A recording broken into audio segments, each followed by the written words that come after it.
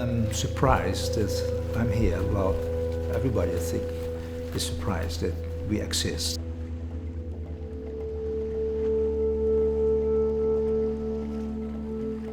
Evolution is a miracle.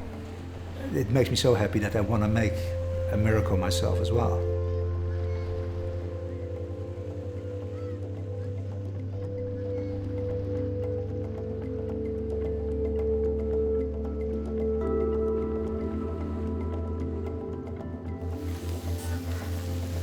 Of course, in this nowadays society, people want you to be something, and that's why they call me artist. But in fact, I don't know what I really am.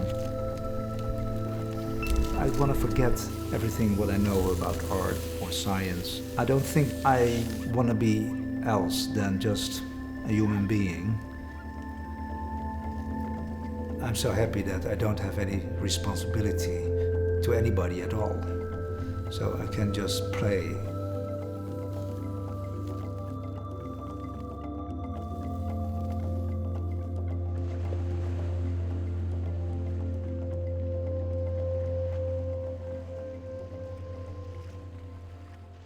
A normal day for me starts at 6:30. Well, it starts at 6 o'clock. I wake up at 6 o'clock, don't get out of the bed, I'm just thinking.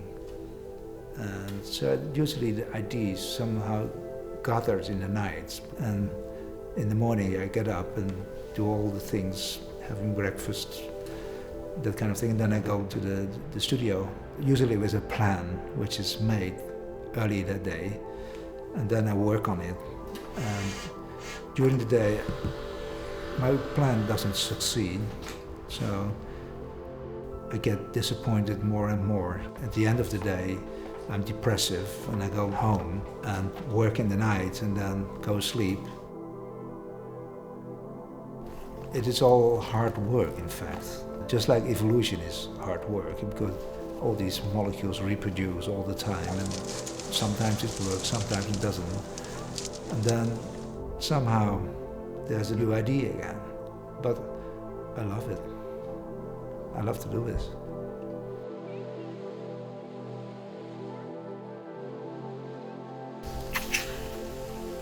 I hate the wind, let me tell you that. It's an awful phenomenon. It makes your ears love flapping all day, and it makes you crazy of the sound already. Your hair is around your head all the time. So I must say I hate the wind, but I can't do without it, because the wind gives energy, but it's always very capricious entity.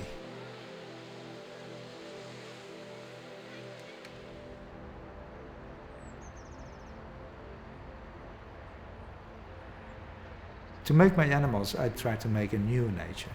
I don't want to copy the existing nature, but it's hard to avoid that. And things like muscles, the principle of muscles or a stomach, I didn't want to make a muscle or a stomach, but autonomy is universal. If life would start again, the stomach and the muscles would come back again.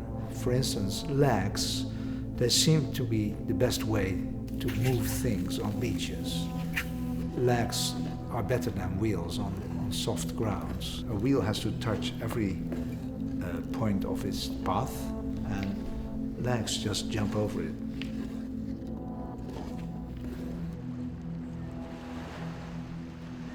If you want to make life, you could also have made static life, which would have been a lot easier. But I like to make moving things. But I think the real evolution went the same way. It all starts very statically with bacteria, and then bacteria start to move, and then the muscles came. So objects which become longer or shorter or on command, and something has to steer the muscles, which are nerve cells.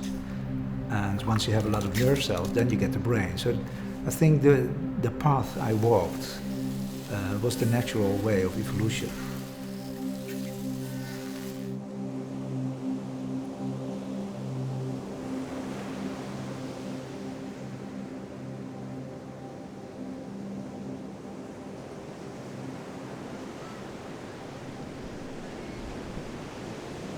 making these animals, it certainly influenced my way of thinking about humanity and about our existence. It made it wider, I could say. At least I have the illusion that I have a better view how life came about. Although most of it I don't know, of course. But maybe at the end of my life, I know it all. But at that moment I will die and can't tell you, which is weird. Maybe that happens. I have always the feeling that then I've seen it and that will be the end. I tried to make these animals a bit surviving on the beach, and I can try to do my best, but there comes a day that when I die, nobody takes care of them anymore, and they will die as well. But maybe it's the case that because there are now already followers of my work who take over, and then it becomes something eternal. If this goes on for, let's say, a few million of years, then they really can reproduce. You just feed them tubes and then they will reproduce. So this thought, well, a few million years is a bit too optimistic maybe, but maybe 100 years. Well, that would be really marvelous, wouldn't it?